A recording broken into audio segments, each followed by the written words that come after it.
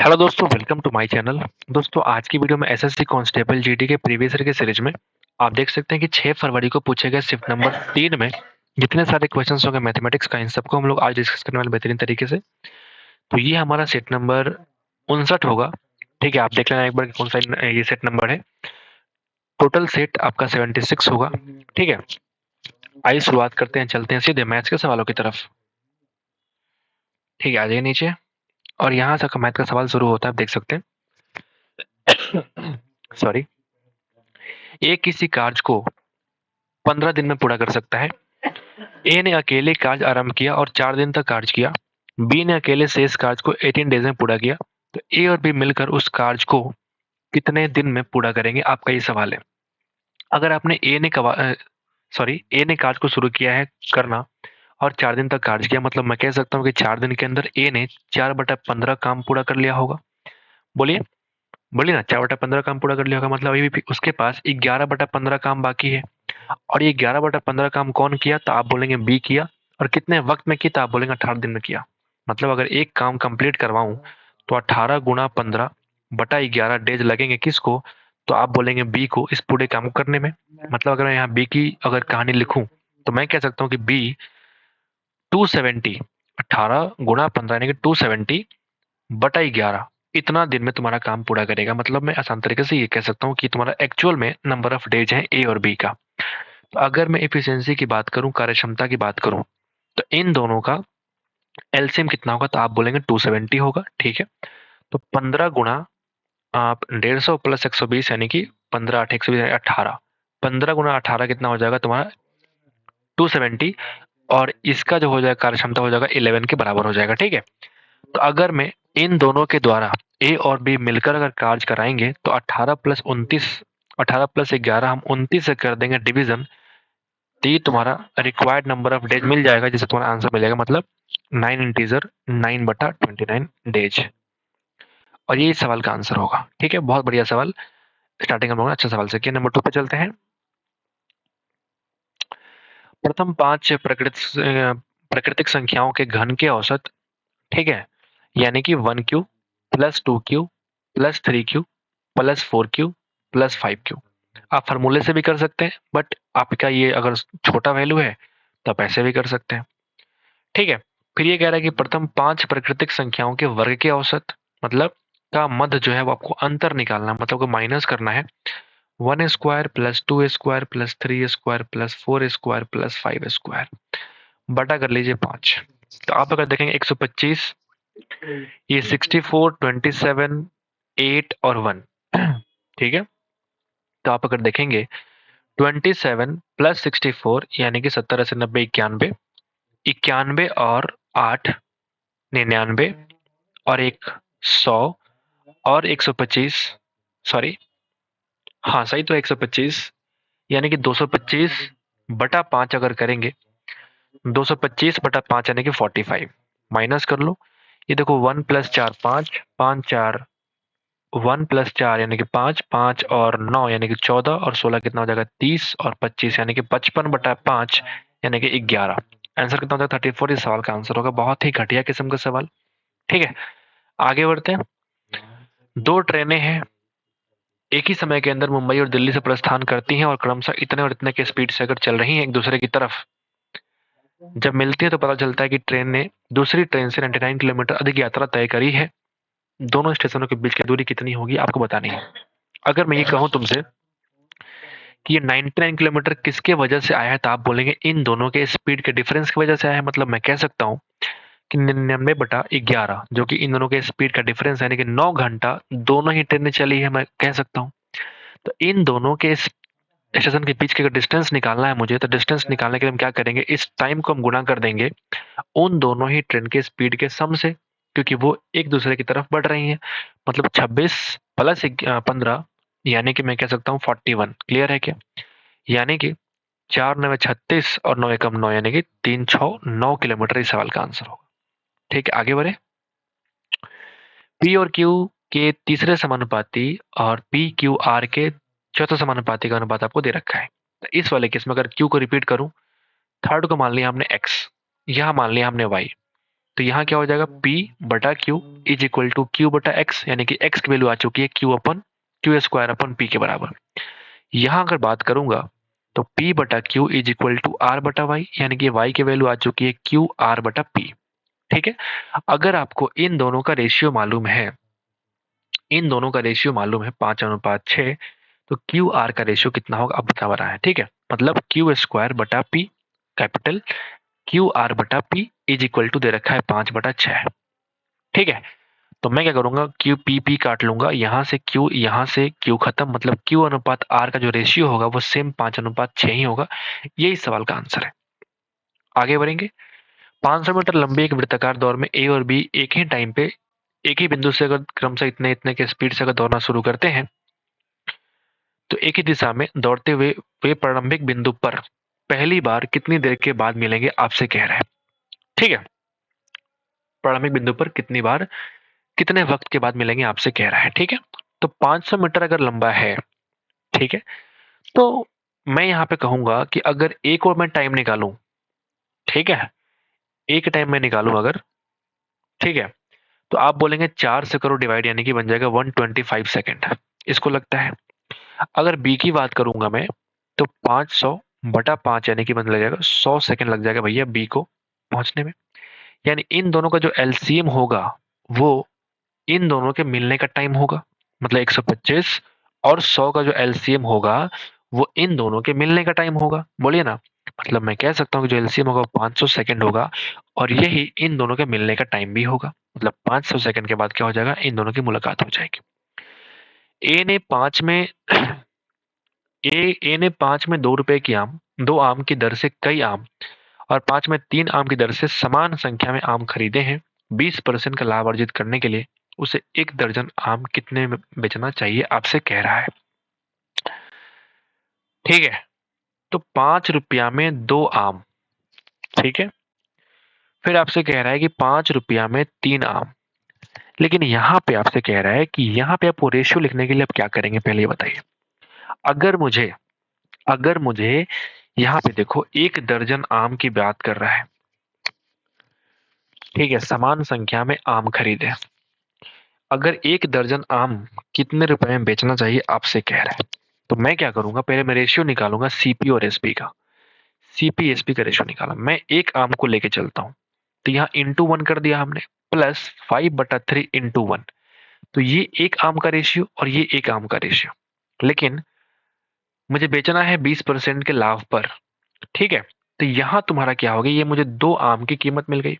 बताइए, अब मैं क्या करूंगा कि इसको 20% के लाभ पे सेल किया, मतलब 6/5, मतलब ये जो वैल्यू है ये 2 आम की सेलिंग प्राइस हो जाएगी जब मुझे 20% का लाभ होगा।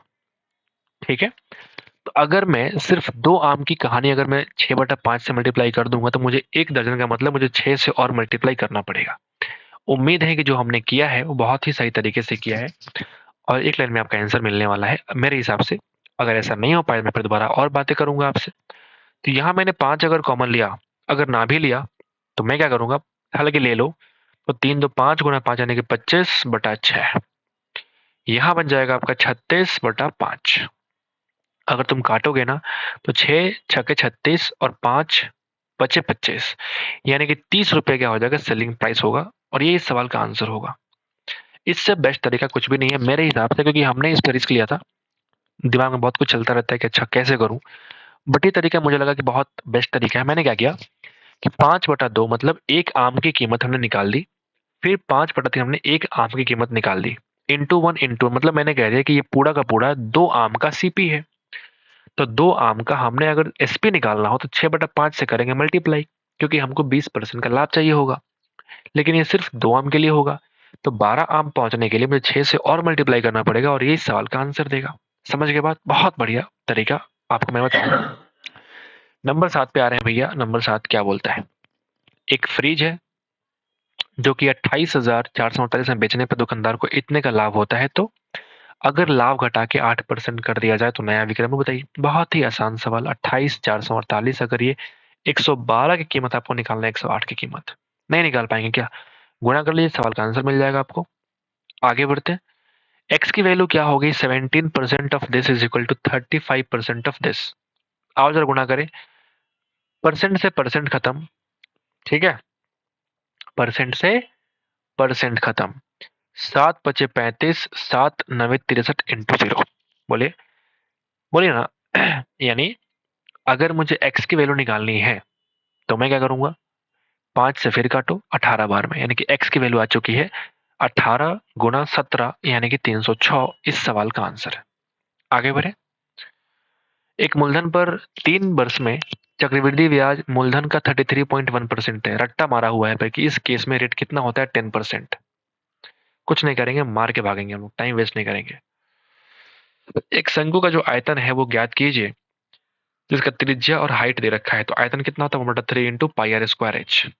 याद रखना, जब भी तुम्हारा रेडियस 7 हो तो पाई आर स्क्वायर की वैल्यू कितनी होती है, 154 होती है, ठीक है, इंटू 1/3, और एच की वैल्यू है कितना, आप बोलेंगे 27। गुणा कर लीजिए, आंसर मिलेगा, 9 से गुणा करो, यानी कि 1386 इंच क्यूब, क्योंकि इंच में आपका आंसर दे रखा है। आगे बढ़े। 50 और 80 के बीच में कितनी अभाज्य संख्याएं हैं।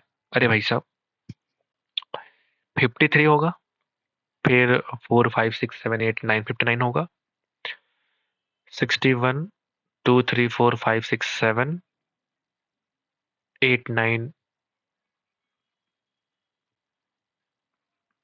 क्या मैंने सही कर रहा हूँ, क्या मैंने सही किया है, काउंट कर लो, 3 3 6 एक साथ, ठीक है, दिस इज द आंसर। बहुत ही घटिया किस्म का सवाल। एक बाइक सवार 60 की चाल से एक निश्चित दूरी तय करता है, तो 80 की चाल से वापस अगर लौटता है तो एवरेज निकालो। तो क्या करते हैं हम लोग, 2xy/x+y, बोलिए ना, यानी कि 2 × 60 × 80 बटा 8 6 14, यानी कि 140। आओ जरा गुणा कर ले।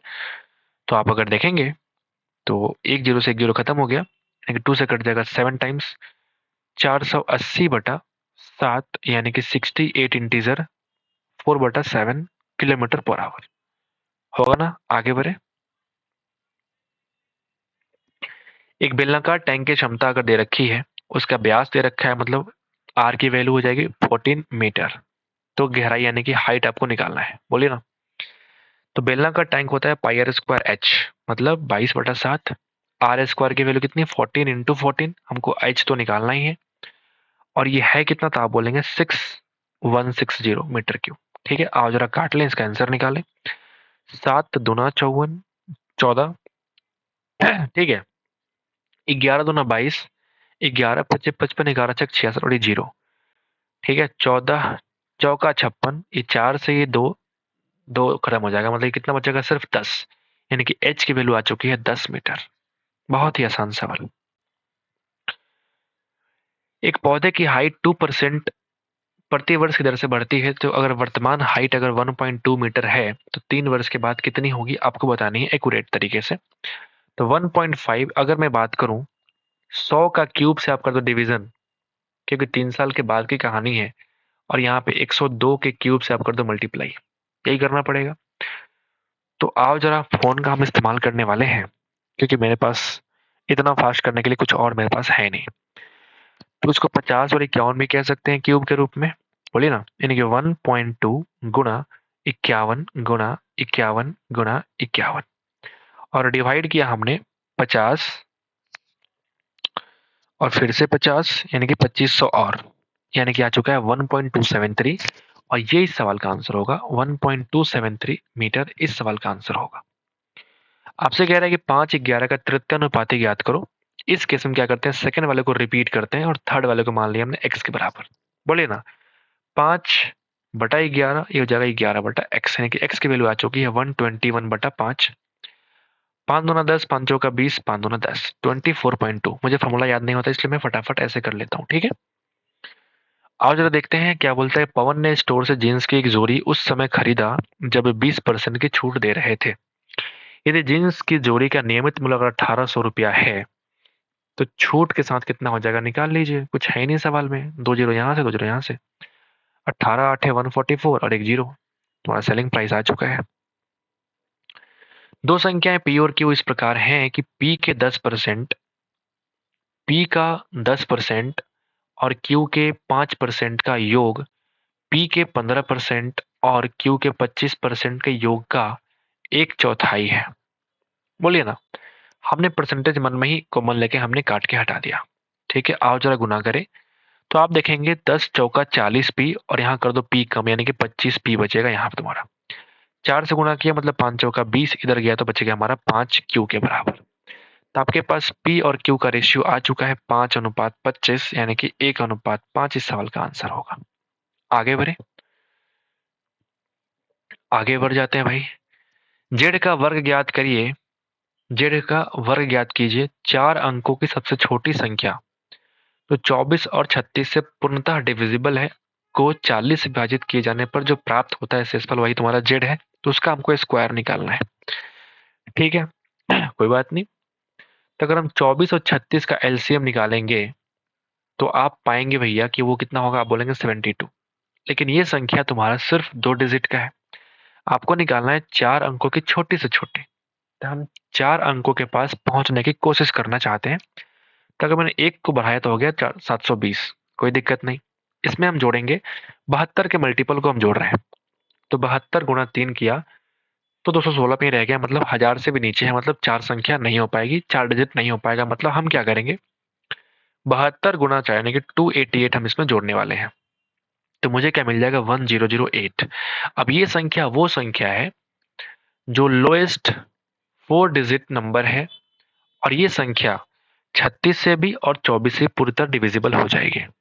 आपसे सवाल ये कह रहा है भैया कि आप इस संख्या में 4 से करो डिविजिबल डिवाइड, अब जो रिमाइंडर आएगा तो आप जरा चेक, रिमाइंडर कितना आएगा, 8 के बराबर।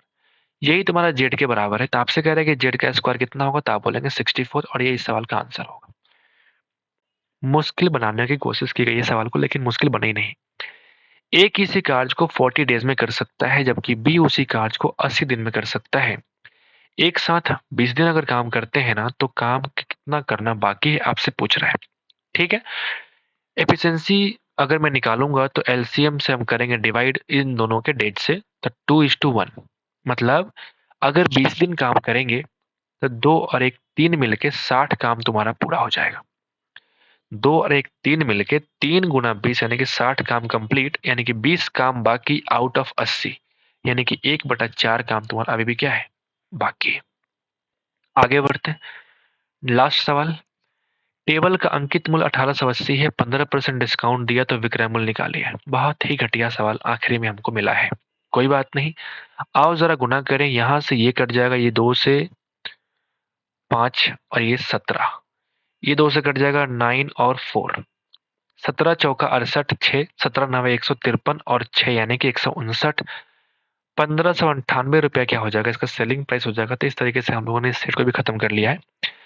तो उम्मीद करते हैं कि आपको इस सेट पसंद आया होगा, तो एक बार लाइक कर दीजिएगा हमारे इस एफर्ट के लिए। मिलते हैं आपसे अगले शिफ्ट में, आज के लिए इतना ही। Thank you so much guys for watching the video.